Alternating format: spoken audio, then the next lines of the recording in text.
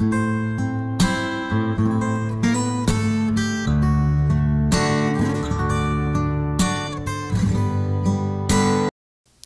a tua Bíblia, por favor, no livro de Juízes, lá no Velho Testamento, capítulo de número 3.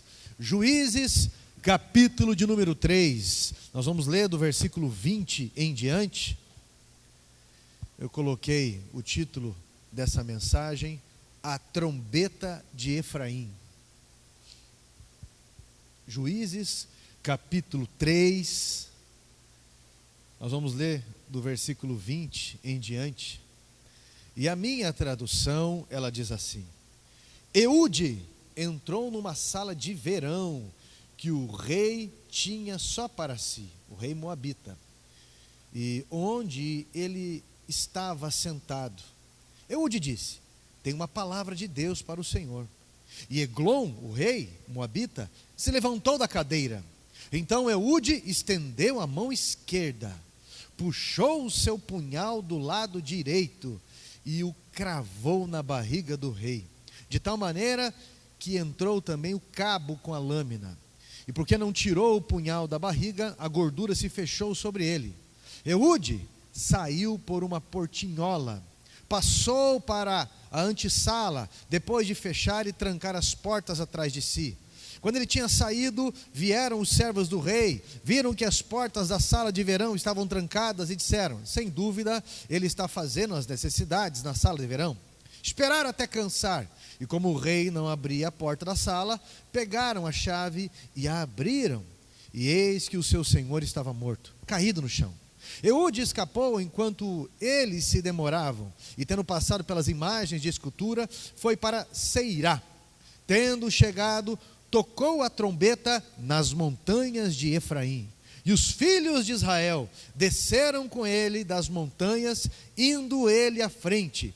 E lhes disse: sigam-me, porque o Senhor entregou nas mãos de vocês os seus inimigos, os moabitas. Eles seguiram Eude e tomaram os vales do Jordão contra os moabitas, e a nenhum deles deixaram passar. Naquele tempo, mataram os 10.000 homens moabitas, todos robustos e valentes, e não escapou nem sequer um. Assim, naquele dia, Moabe foi subjugado por Israel, e a terra ficou em paz por 80 anos. Assente-se, por favor.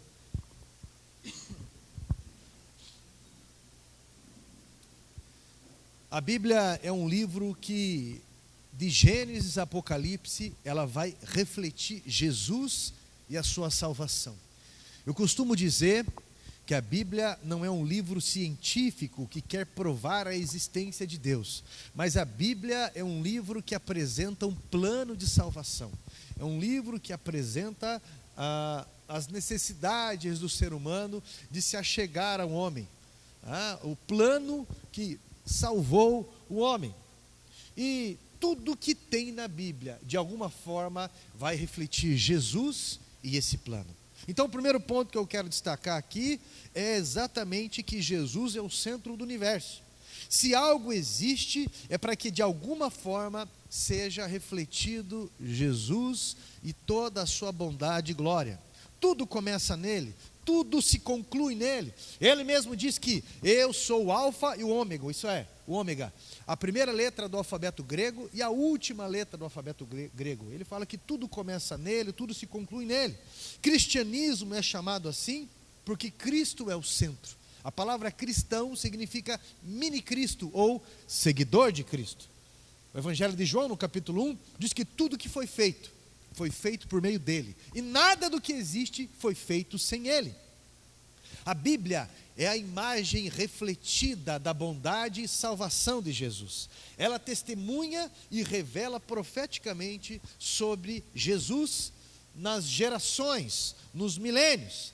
Cada fato da Bíblia vai refletir um aspecto da sua salvação. A própria doutrina dessa igreja vai trazer o reflexo das Escrituras. Mateus, Marcos, Lucas e João. Por que evangelho quadrangular? Porque é o mesmo Cristo visto de 4 ângulos diferentes. O que batiza, o que cura, o que salva e o que está voltando. É o mesmo Cristo. Cada livro da Bíblia vai apresentar Jesus de uma forma. Por exemplo, Gênesis vai apresentar o Cristo que faz tudo a partir do nada, aquele que não precisa de matéria-prima para criar. Todos os livros da Bíblia, todos os fatos da Bíblia, de alguma forma, vão refletir Jesus. Mas o que eu acho interessante é a Bíblia mostrar figuras de Jesus dentro dessa salvação. Porque o Senhor envia figuras de Jesus para nos ajudar a compreender esses aspectos na nossa vida. Com certeza, você já teve a mão de Deus através de uma figura de Jesus, através de alguém que entregou uma palavra dele para você, através de alguém que foi a mão estendida dele até a tua vida. Nos tempos dos juízes, era um tempo em que Deus levantou libertadores em Israel. Israel não tinha rei, os outros povos tinham reis. Israel tinha líder, e que recebiam comandos diretamente de Deus. Juízes por quê, pastor? Quando Israel desobedecia a Deus, eles ficavam sobre um jugo pesado. Então, quando eles lembravam quem era Deus, eles começavam a buscar a esse Deus. E Deus levantava ali um libertador. Deus levantava ali um juiz, que não julgava Israel, julgava a favor de Israel. Quando você começa a ler o livro de Juízes, você vai ver que Deus levantou o primeiro Otiniel, considerado o primeiro líder de Israel, que libertou eles de uma mão pesada, um jugo dos inimigos. Livrou Israel de todos eles. Deus levantou o juiz aí, Gideão. Deus levantou Débora. Deus levantou Sansão, entre tantos outros juízes que refletiram de alguma forma o poderoso amor de Deus. Porque algumas pessoas confundem amor somente com poesia e palavras românticas ou palavras bonitas. Mas o amor em si, ele tem um cenário de guerra em que você prova a sua intenção, em que você prova a sua expectativa e a sua coragem. Se um homem diz que ama a sua família, ele vai para trabalhar, ele vai para sustentar. Se uma mulher diz que ama a sua família, ela quer a sua casa governada, ela quer a sua casa organizada, e isso não é fácil. Acordar cedo, preparar coisas, trabalhar fora, tanto ele quanto ela, organizar, pagar contas, deixar as coisas preparadas. Isso é amor.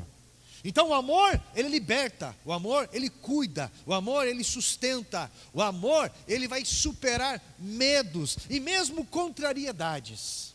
Segundo ponto que eu quero destacar aqui, em tudo isso, Deus levanta libertadores nas nossas vidas. De época em época, Deus levanta libertadores. Eu estava escutando esses dias o testemunho da pastora Ana Paula. Ela não veio de manhã, possivelmente vai vir à noite. E eu lembro um dia que a pastora Neuza entrou em contato comigo e falou: pastor, não tem como o senhor fazer uma mudança na caminhonete de uma igreja que está fechando ali próximo a João Bétega?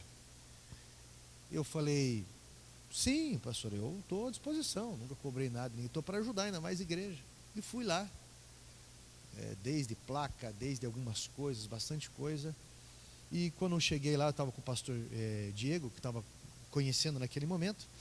Quando eu fui levar lá em Araucária, ali no bairro Capela Velha, a pastora estava lá em depressão, muito deprimida mesmo, porque é um projeto, é um sonho, que de alguma forma, Deus sabe todas as coisas, não deu certo ali. Houve muito empenho da parte deles, houve muito esforço da parte deles, mas por algum motivo, Deus sabe, não aconteceu. Ganharam muitas almas para Jesus, cuidaram de muitas almas, deixaram de pagar a conta de luz em casa para pagar a conta da igreja. Tiveram que posar algumas vezes na igreja para carregar o celular, para não perder a hora para ir trabalhar no outro dia, para você ter uma ideia. Se sacrificaram, cuidando de pessoas, porque assim é uma vida pastoral de verdade. Se sacrificaram. E muitas dessas pessoas geralmente são ingratas, porque elas vão ao templo com uma vida arrebentada, pedem ajuda, são ajudados em tudo, depois esquecem de onde veio, em vez de ajudar outras pessoas ou ajudar aqueles que ajudam também, simplesmente esquecem. E ainda esperam qualquer situação para mandar textão, para se levantar contra, para fazer motim. e tantas coisas desse tipo. A pastora estava deprimida, ela ficou um ano nesse estado, até que foi apresentado um pastor, que era psicólogo para ela, e ajudou em uma terapia, e ela, Deus, graças a Deus, através desse pastor, ela foi levantada de novo, se animou, tanto ela quanto o pastor Diego e tudo mais. E eu entendo que Deus levanta libertadores nas nossas vidas. Eu entendo que as pessoas podem ser de passagem, que Deus levanta esses libertadores na nossa vida, como pode ser em pessoas permanentes que vão ficar com a gente até a gente morrer. Quando eu estava ali na João Dembinski, ainda eu tinha perto, 14, 15 anos, e eu estava tomando, depois do trabalho, eu estava tomando uma latinha de 51, uma latinha de cachaça, não sei se vendendo, mas na época vendia, a latinha estava pela metade, um homem passou com a Bíblia na mão, e eu fui tirar ele ainda. Quando ele passou, eu disse para ele ainda, e aí tio, quer um gole? E ele poderia olhar para mim e falar, seu blasfemo, incircunciso, quem és tu, ó raça? Podia falar qualquer coisa, mas ele olhou para mim e ele falou, você sabe que se fosse antigamente eu até aceitaria, mas agora eu tenho uma água melhor do que essa para beber? Eu falei, como assim? E ele me falou sobre a água da vida, ele me falou sobre Jesus, ele orou comigo. Ali, eu fiquei tão constrangido que eu joguei a outra metade da latinha fora, escondido, porque tinha mais meninos ali, e eu joguei fora, e ele orou por mim, e eu nunca soube o nome dele, eu encontrei ele outras vezes, depois de 2 anos apenas eu fui para a igreja, 2 anos, mas ele falou, tem uma obra de Deus na tua vida, tem algo muito importante, você permite orar por você? E aí, ele orou por mim. 2 anos depois, eu lembro que eu estava deprimido e eu procurei uma igreja, comecei a ler a Bíblia e procurei uma igreja. Depois de muitos anos, eu procurei saber quem era esse homem, porque eu conheci os filhos dele, inclusive os filhos dele, hoje um dos filhos dele é músico lá na 10ª igreja, e eu sei de um filho mais velho que se chama Pietro, e quando eu estava conversando com o Pietro, eu acredito que foi ano passado, pelo menos o Pedro falou assim, o meu pai faleceu com 44 anos, mas assim, ele morreu sem sofrimento, ele teve um câncer e morreu rápido. Como que era o nome do seu pai? Ele falou, Emanuel, significa Deus presente. Deus levanta libertadores nas nossas vidas, pessoas que podem ser de passagem, pessoas que podem a partir desse momento ficar o resto da vida com a gente, pessoas que pode ser apenas por um momento, mas Deus levanta pessoas. Quantas pessoas eu já batizei, pessoas que estavam atormentadas, pessoas com um jugo pesado.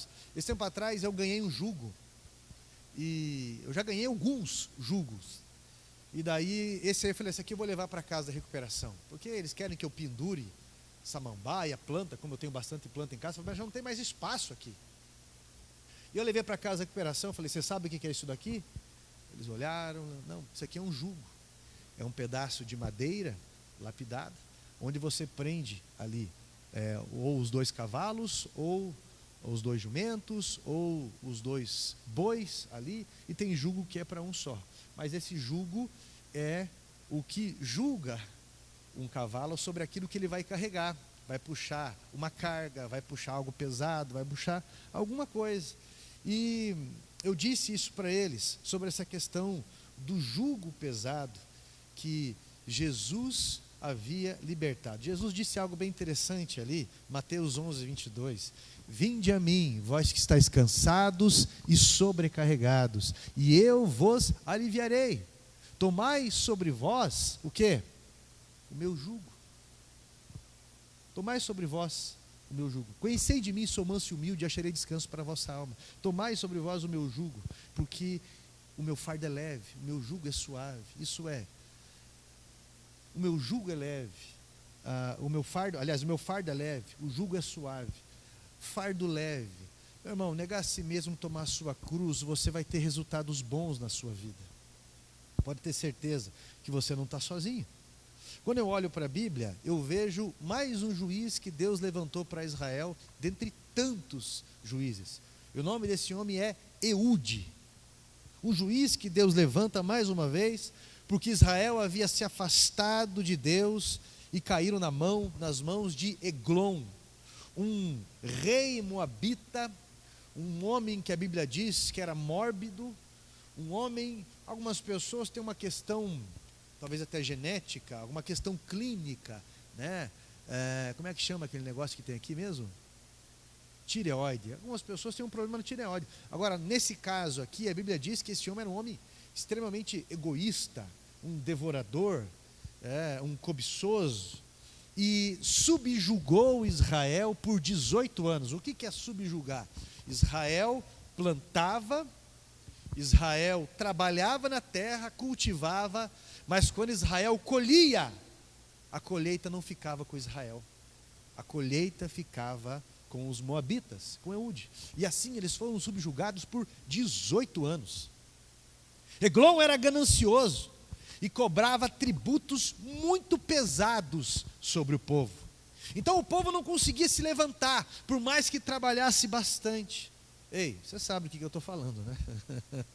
Você mora aqui no Brasil, nós moramos aqui no Brasil, você trabalha bastante, mas mais da metade do teu salário, da tua vida, vai para o governo, que não investe direito nem em saúde, nem em educação, mas investe em troca de votos, investe, como agora numa emenda aí, aqueles que vão julgar a situação do INSS, o governo já mandou 3 bilhões e 200 milhões de emenda para esses parlamentares, para eles fazerem o que eles quiserem com o dinheiro.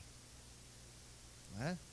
94 milhões de brasileiros recebem o Bolsa Família, isso é, mais de 44% da população. Ficam dependentes do governo, isso é fascismo.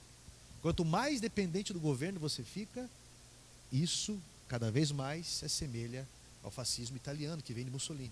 Só para você ter uma ideia. É importante estudar sobre isso. Então, muitas vezes, um libertador, algumas pessoas de início encaram como inimigo. Quando você é adolescente e, às vezes, o teu pai e a tua mãe falam para você bem assim: eu não quero que você vá por ali, eu não quero que você ande com ciclano, com beltrano, eu não quero que você faça isso, porque isso vai gerar dor em você, sofrimento. Aquele adolescente que ele acha que sabe o que está fazendo, ele se zanga contra o seu pai, se zanga contra a sua mãe, que na verdade estão lhe protegendo. Mas de alguma forma eles ficam muito zangados, brabos, porque muitas vezes os libertadores, principalmente libertador financeiro, eles são encarados como inimigos. Essa semana eu recebi mensagens muito ofensivas nas minhas redes sociais, principalmente no meu WhatsApp. Pessoas que me ofenderam realmente, por posturas cristãs, posturas de libertação política e de tantas coisas assim. Falaram palavras e foram pessoas que exatamente foram libertas através da minha vida.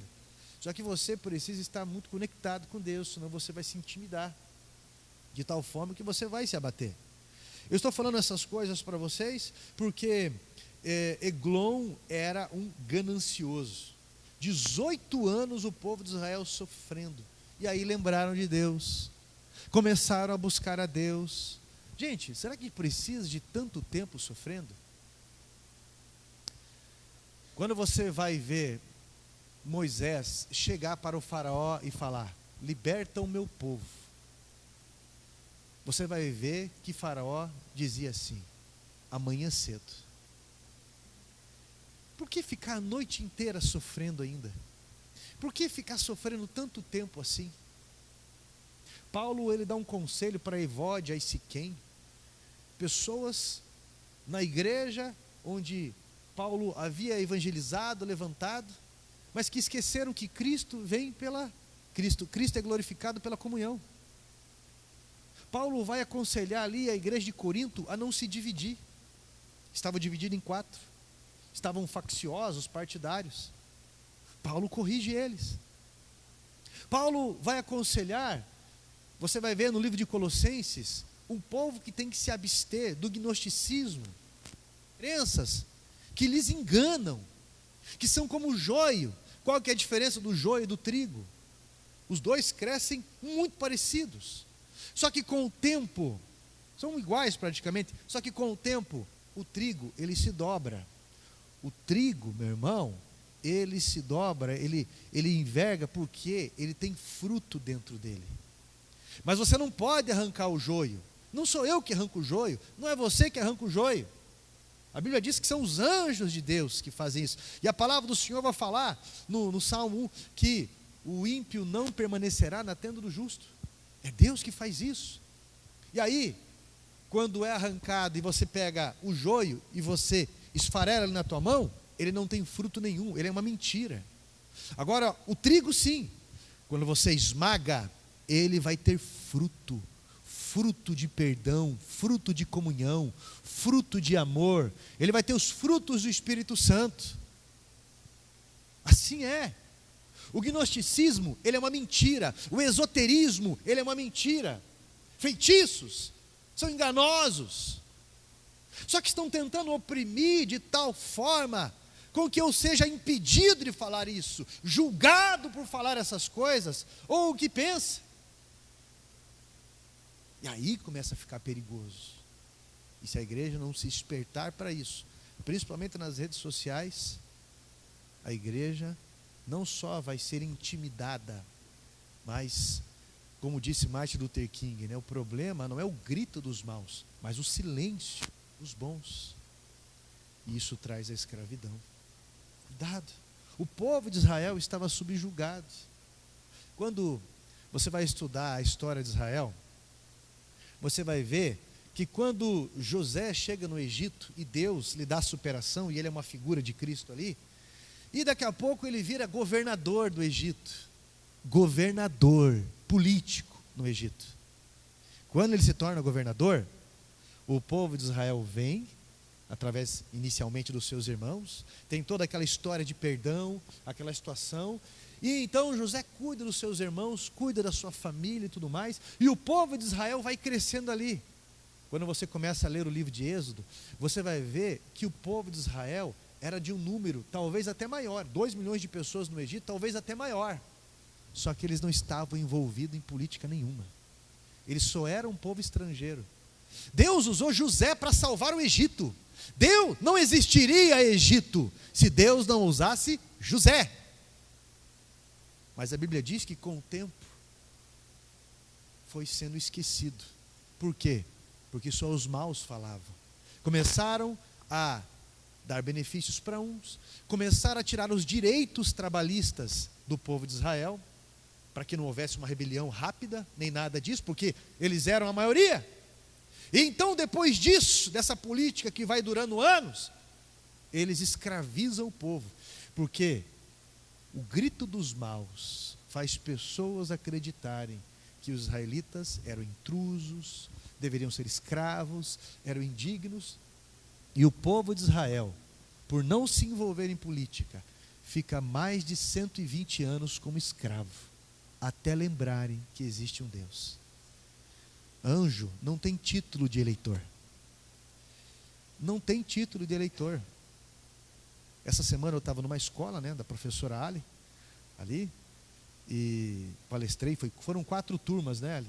Imagina, eu comecei a falar 8h05 da manhã, eu fui ver às 11h30, né, em 3 palestras para 4 turmas.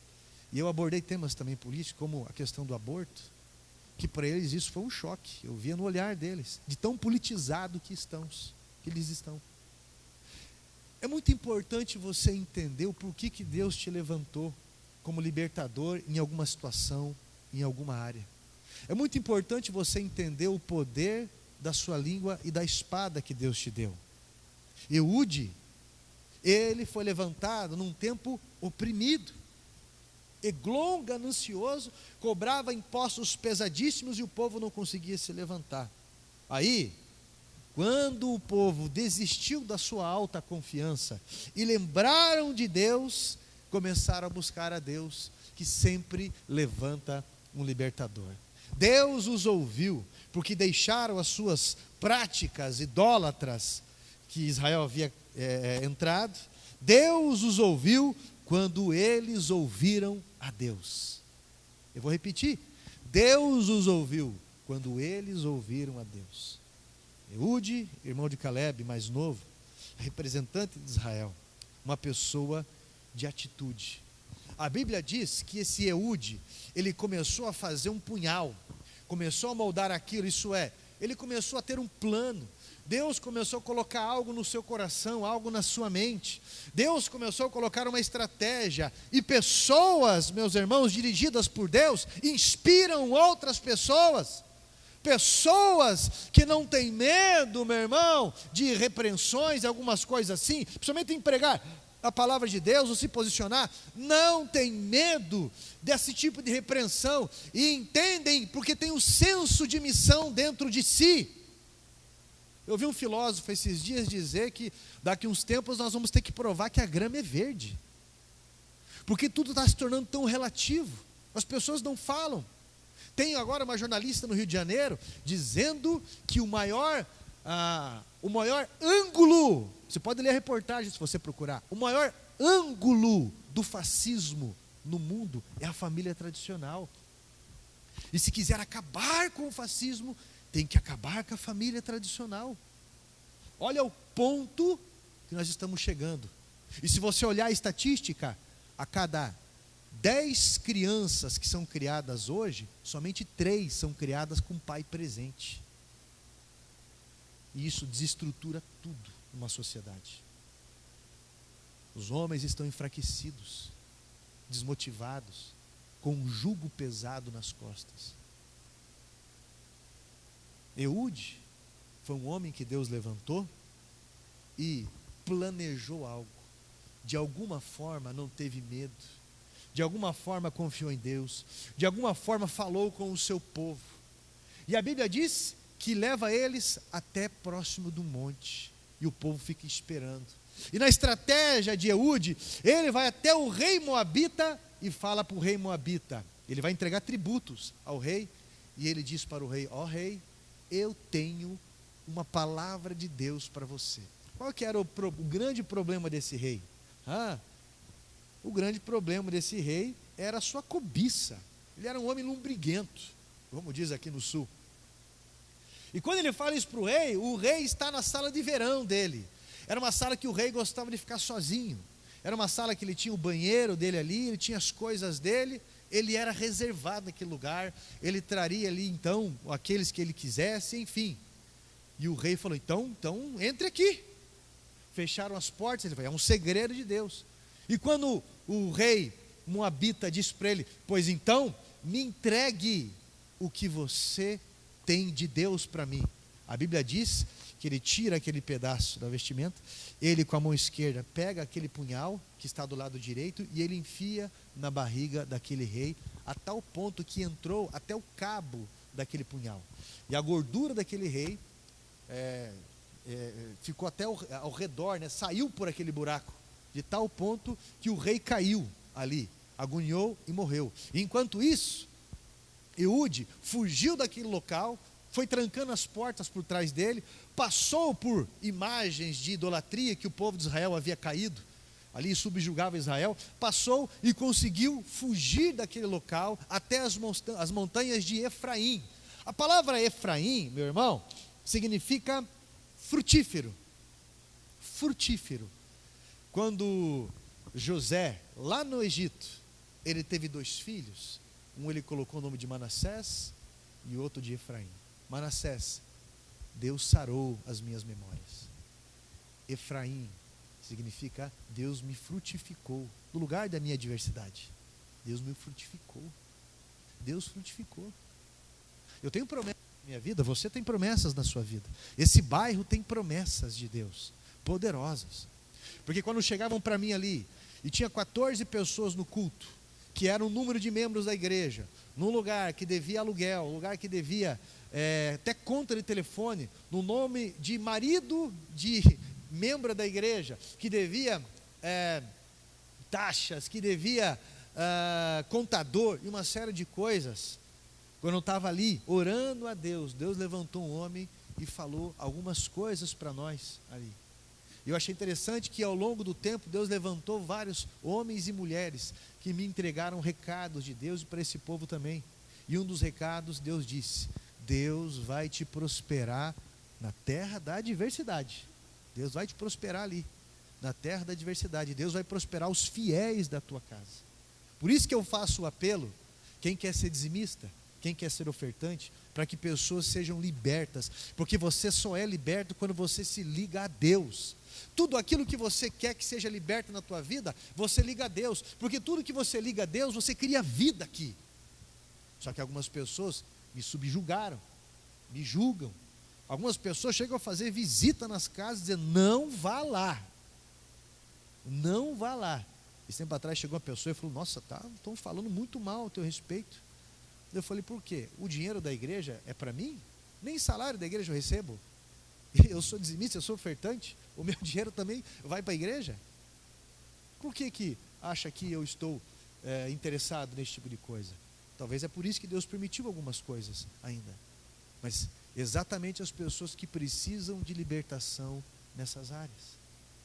E mostram aonde o coração está, aonde está o seu tesouro.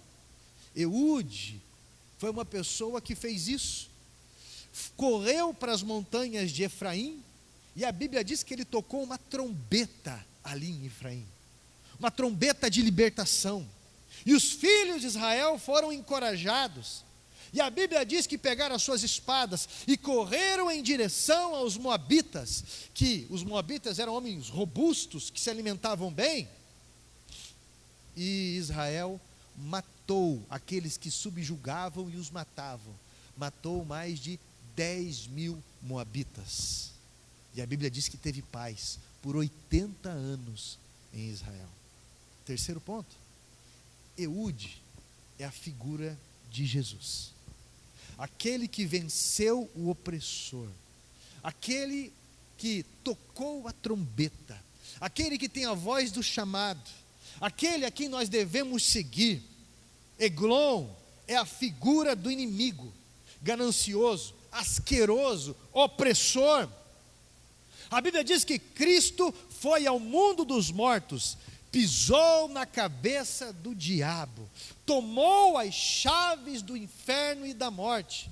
A Bíblia diz que Jesus, em Mateus 16:19, ele entregou uma chave nas mãos da igreja. Olha o que ele diz aqui em Mateus 16:19: e eu te darei as chaves do reino dos céus, e tudo que ligardes na terra será ligado no céu, e o que desligardes aqui será desligado no céu, e as portas do inferno jamais prevalecerão contra quem?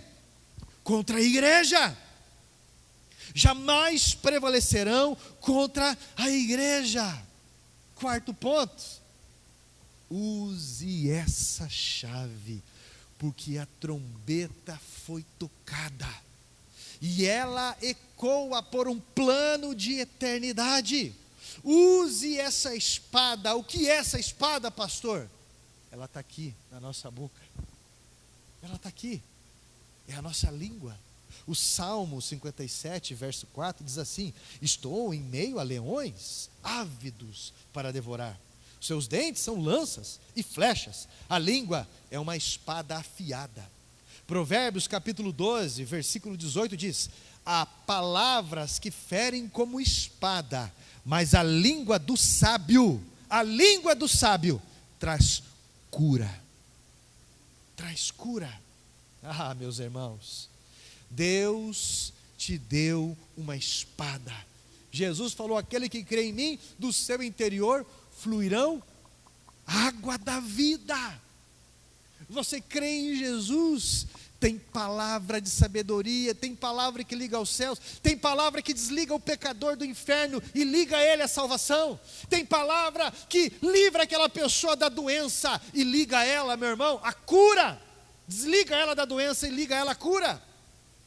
Tem palavra, meu irmão, que desliga o mal do coração, a intenção ruim, a dureza de coração, e a palavra boa, ela apacenta, ela liga aos céus. A Bíblia diz assim: não responda aos tolos segundo a sua estultícia, para não te tornar semelhante a ele. A palavra de Deus vai dizer assim em Romanos 9, né? Eu não lembro qual versículo ali agora, mas ela vai falar: não te deixes vencer do mal, mas vença o mal com o bem. A igreja faz diferente. Por quê, pastor? Porque nós temos uma chave. Qual é a chave, pastor?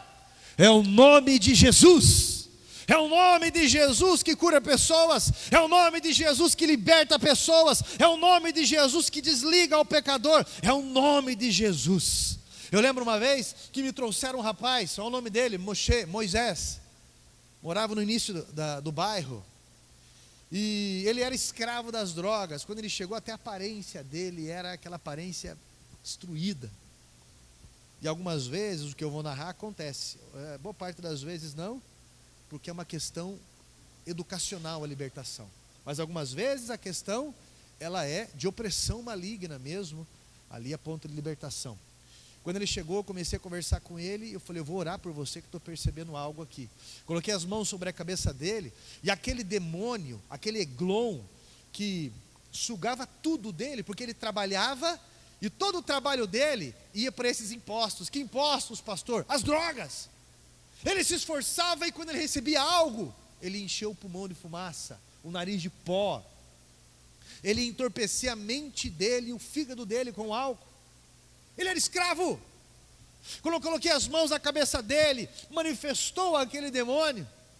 Ele caiu de joelhos, foi expulso aquele demônio. E eu fiquei muito feliz esses dias em saber que esse rapaz se tornou um pregador do Evangelho. Eu não sei se teve mais quedas, eu não sei, mas ele se tornou um pregador do Evangelho. E eu fiquei muito feliz. Por quê? Porque Deus me deu uma espada. Porque Deus te deu uma espada. Esses dias, a Rosana me mandou uma mensagem. A Rosana, que fez parte do Ministério do Louvor, que ainda é membro da igreja, veio ela e o Lohan. O Lohan também, que foi batizado por mim, ela também. Fechamos a sala ali, começamos a conversar. Eles não queriam que contasse isso antes, mas depois liberaram. Como todos os dias acontece comigo essas situações.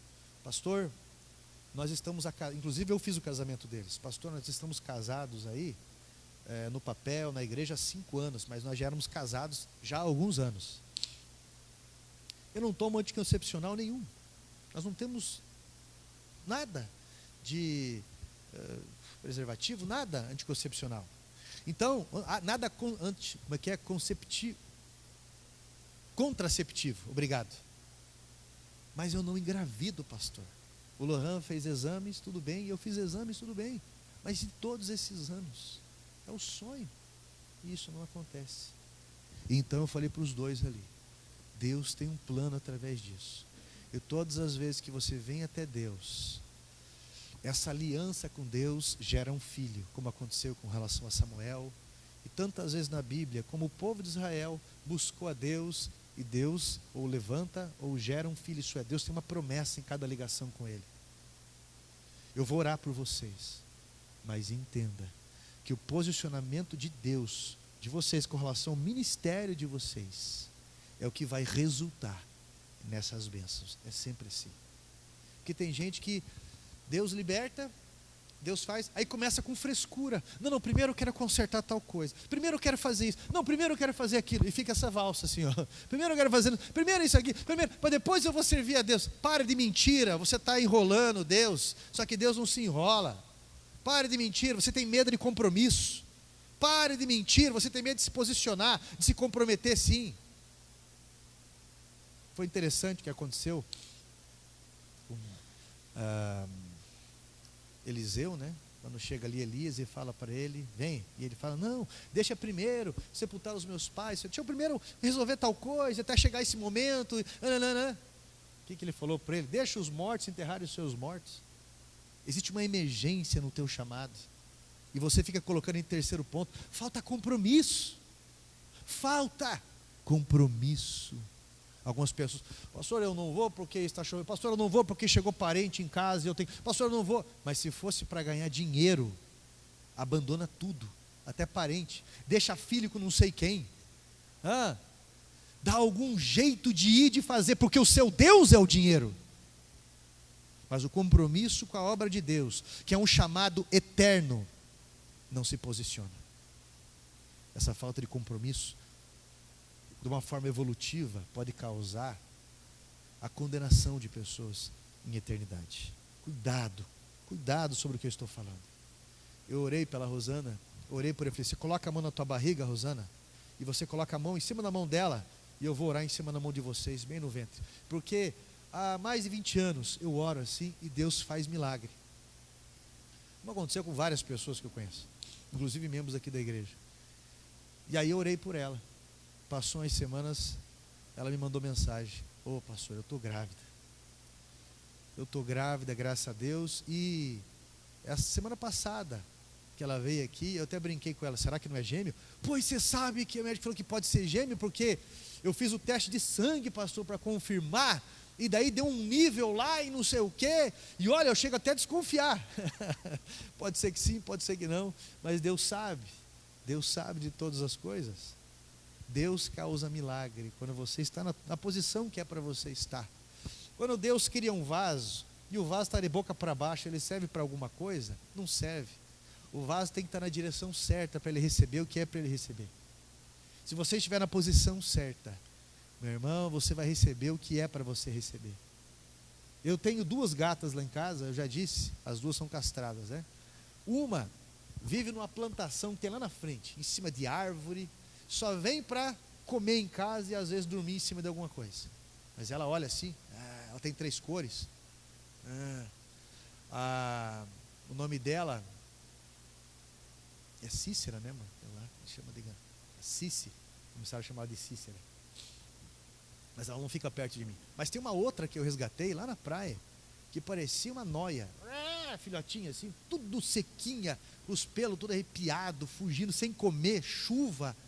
E ela colou em mim, aquela dali, a Catarina, cinzinha. E aquela dali é interessante. Eu acordo pela manhã, eu vou no banheiro, ela já sobe em cima da pia do banheiro e fica ali. Porque eu vou escovar o dente, fazer as coisas, ela quer tomar água ali e fica junto. Eu vou tomar banho muitas vezes, não só eu, como o povo de casa, ela entra no banheiro e fica lá. Eu vou sentar para assistir algo, ela sobe no meu colo e fica ali. Tudo que você vai fazer, às vezes eu estou martelando, ela fica ali, olhando, miando, se esfregando em mim. E quando ela está estressada, ela joga as coisas assim e me olha. Ela gosta que eu pegue e faça uma bola, mas não é com qualquer papel. Geralmente é com a bula de remédio ou uma folha. Tem que ter a textura certa e o tamanho certo. Eu jogo para ela, ela brinca, ela traz a bola para mim para eu jogar para ela de novo, né? E ela fica do meu lado ali. Eu falei: caramba, olha essa Catarina como ela está gorda, mas ela está sadia, né? Não está gorda. Eu tenho 2 gatas, eu amo as 2 do mesmo jeito. Mas quem você acha que recebe mais ração e carinho? Quem está perto de mim, quem fica comigo. Você acha que Deus não ama você para te abençoar? Só que sombra do onipotente, sombra é para quem está perto, não é para quem está longe, não. Socorro bem presente na hora da angústia é para quem vai para perto, é para quem está perto. E você fica sempre nessa distância, sempre em cima do muro. Isso é, eu não estou com o diabo, mas também não quero me comprometer com Deus, porque ele sabe se comprometer, negar a si mesmo, levar a cruz, sabe como é que é, né? Então, né? Às vezes eu vou lá, faço alguma coisa na obra, daí eu dou um desbaratina, sabe, minha vida, senão sabe, eu soube que eu tenho que equilibrar as coisas, né? E fica nesse jeito aí, e daí está em cima do muro, só que o muro também é do capeta. Por isso que ele não vai ficar chamando para o outro lado, sempre essa desculpa. Mas Deus te deu uma chave. Por quê? Porque Cristo já tocou a trombeta. E Ele te deu autoridade para você desligar o mal e ligar a cura. Deus te deu autoridade para você desligar esse desânimo. Meu irmão, você acha que Satanás não me convidou um monte de vezes já para eu tirar a minha vida? Você acha que o desânimo não vem para o meu lado de uma forma extremamente pesada, angustiante? Você acha que ele não vem querer falar, gritar, através de pessoas que foram muito ajudadas, inclusive, e dizer: você está sozinho, olha aí o que você tenta fazer, não dá certo, olha isso, olha. Você acha que a opressão que você sofre, não sofre? Agora nós temos que mexer no telhado da igreja, aqui em Ascalhas, o orçamento deu 72 mil. Eu perguntei: quanto tem em caixa aí? 190. Não é 190 mil não, tá? 190 reais. É. Uma pessoa que acompanhou o caixa de igreja, uma pessoa que acompanhou a nossa igreja aqui durante um período, me mandou algumas mensagens. Ontem a minha esposa estava junto, eu estava escutando o áudio no carro. E ele: pastor, eu não respeito o meu dinheiro. Eu ganho muito dinheiro. O Vitor, né, que foi membro da igreja. Eu ganho muito dinheiro, pastor. Eu ganho o que empresários não ganham, porque eu estou aí. Eu sirvo o plano de saúde Unimed. Eu estou atendendo 3 Unimed agora, 1.000. Faço isso, faço aquilo, pastor. Estou ganhando muito dinheiro. Assim. Mas a minha esposa mesmo falou: eu não respeito o dinheiro. Eu quero conversar contigo, pastor, porque eu sei que você respeita. Na igreja aqui a arrecadação em média é 10 mil. Para você conseguir fazer tudo o que tem que fazer. Tudo o que você tem que fazer. Não só aqui, porque existem muitas taxas. E a igreja ela só isenta do que entra sob o dízimo e oferta. O resto, meu irmão, é taxa, imposto sobre isso. E querem tacar impostos pesados sobre a igreja. Cada vez mais. Só para você entender. Tributos e tantas coisas assim. Nossa igreja é correta. E o giro que dá para estar em lugar confortável para nós estarmos com os equipamentos, com estrutura, que é algo milionário. Pagar um terreno é algo milionário. Os caminhões, tudo. Agora, essa semana vai vir uma máquina mexendo naqueles 15 caminhões de terra que foi jogados ali, mais as calçadas para dar reforço ali. Meu irmão, aquilo ali, meio período, é R$1.000. Deus vai prover, de alguma forma. Eu estou falando essas coisas para você, porque Deus te deu a chave, mas a chave não é para covarde. O covarde, ele enterra a chave. O covarde acha que nunca é tempo de começar, nunca é tempo de fazer, nunca é tempo, tem que esperar isso primeiro, ano que vem, esse final de ano, agora está no final do ano, né? Vou deixar bem me posicionar no que vem. O covarde sempre vai ficar nessa. Não, deixa eu emagrecer um pouco mais primeiro. Não, deixa crescer um pouco mais de cabelo. Não, deixa. O covarde sempre tem a desculpa. Mas Deus entrega as chaves, e aqueles que fazem valer a pena são os valentes. São os valentes, meus irmãos. Comece uma campanha militar espiritual pelos seus familiares. Comece uma campanha militar especial, meu irmão, pelo teu ministério, por aquilo que você acredita. Por mais que o sentimento de desânimo queira te abater, por mais que o sentimento de solidão, de fuga, de opressão queira tirar o teu sono, e você acorda de madrugada pensando, atribulado, tantas coisas assim, meu irmão, entenda que o Espírito Santo está em você, que Ele te deu uma chave, e que você tem que se posicionar organizando-se a favor do reino dEle, porque quando você adota os planos de Deus, Ele adota os teus planos, Ele muda a tua realidade, meu irmão. Ele entra em coração que você não consegue entrar, Ele provê financeiramente aquilo que você não vai conseguir fazer, Ele traz para perto boas notícias, mas os desafios sempre serão maiores, mas nunca maiores do que o nosso Deus, que sempre está com a gente. A partir de hoje você vai se posicionar, porque Ele deu uma chave na tua mão, é uma chave evangelística, é uma chave que você vai ligar cura, é uma chave, meu irmão, que você vai ligar vida, é uma chave que você vai convidar, porque você vai ver de Gênesis a Apocalipse,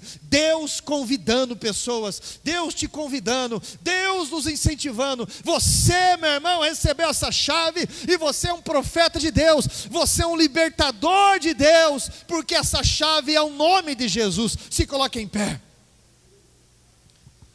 5 cultos que você vai estar aqui, 5 cultos que você vai convidar pessoas, 5 cultos que Deus vai usar você para libertar pessoas. Chega dessa opressão, meu irmão. Chegou um ponto que Eude falou: chega disso, eu vou fazer alguma coisa, eu vou me arriscar em alguma coisa, eu vou me posicionar no nome de Jesus, meu irmão. Chega disso.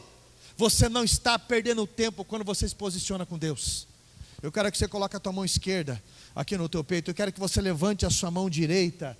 E o que é que mais te oprime? O que é que mais te interrompe? O que te limita? O que te intimida? O que está acontecendo que volta e meia você está caindo nesse ponto, ou essa situação? O que está acontecendo, meu irmão? Você vai ter um plano com Deus agora. Você vai fazer um punhal agora com Deus. Você vai começar a moldar esse punhal agora com Deus, porque chegou o momento da posição, chegou o momento do posicionamento, chegou o momento de você não ser intimidado mais.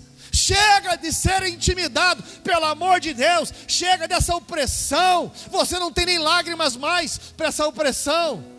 Você não é o que o diabo disse, você é a promessa de Deus. tem uma chave nas tuas mãos, uma chave na tua vida. Acredite no teu chamado, acredite naquele que está convidando você para a vitória. Acredite, meu irmão, Deus está te usando. Seja ousado. Eu vou orar e você vai ter o teu plano com Deus hoje. 5 cultos que você estará aqui de domingo. 5 cultos que você vai estar convidando pessoas que Deus estará libertando no nome de Jesus. 5 cultos, meu irmão, que você vai estar convidando pessoas. Deus vai usar a tua vida. 5 cultos, meu irmão, que você vai estar entregando o nome desses familiares. Essa situação, seja inimigos, seja o que for, você estará colocando diante de Deus. E você vai fazer esse propósito com Ele, porque você não é covarde, a tal ponto, meu irmão, Ele é o Deus da tua vida. Eu vou orar com você agora. Você vai falar nomes, eu vou orar com você agora. Você vai confessar, eu vou orar com você agora. Deus vai mudar essa realidade, porque a trombeta já foi tocada. Jesus já pisou na cabeça de Satanás.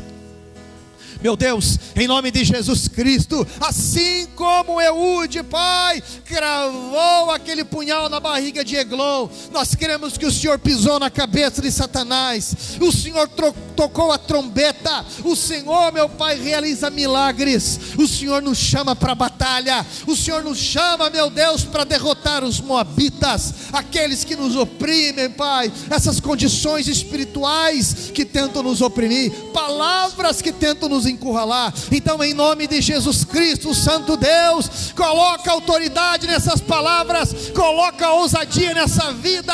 Liberta, Pai, esse ventre, liberta, Pai, esse homem, essa mulher, dessa opressão, dessa tristeza. Liberta, Pai, esse homem, essa mulher, oh meu Deus, de toda essa opressão maligna. E que hoje, meu Deus, tenha um comportamento de fé, um comportamento de fé, uma iniciativa, meu Deus, de libertação, uma iniciativa de ousadia. Revela as tuas palavras, revela, meu Deus, o posicionamento. Unge, meu Pai, esse voto agora. Cura essa pessoa do câncer, cura o sangue dessa pessoa, cura, meu Pai, de todo laudo médico ruim. Cura essa pessoa, em nome de Jesus. Sara esta família, sara, meu Pai, esse homem e essa mulher. Sara, meu Pai, esse homem de toda essa opressão. Assim, meu Deus, nós fazemos essa ligação contigo, Pai, agradecendo ao Senhor pela libertação, agradecendo ao Senhor pela cura, agradecendo ao Senhor pelo milagre, agradecendo ao Senhor pelas conversões, agradecendo ao Senhor, Pai, por esses filhos do Senhor, para louvor de sua glória. Nós usamos esta chave, o nome de Jesus, e assim ligamos aos céus, em o nome de Jesus Cristo. E todos digam, diga assim: eu recebo sobre a minha vida todos esses benefícios da oração, e eu me comprometo com o Senhor naquilo que eu lhe confessei, em nome de Jesus, amém. Amém. Esteja aqui 5 cultos, esteja trazendo pessoas, convidando pessoas. Não se intimide, pode ter certeza que Deus chamou você como um militar do reino dele. Amém? Deus é muito bom acima de tudo. Vamos aplaudir a Jesus Cristo.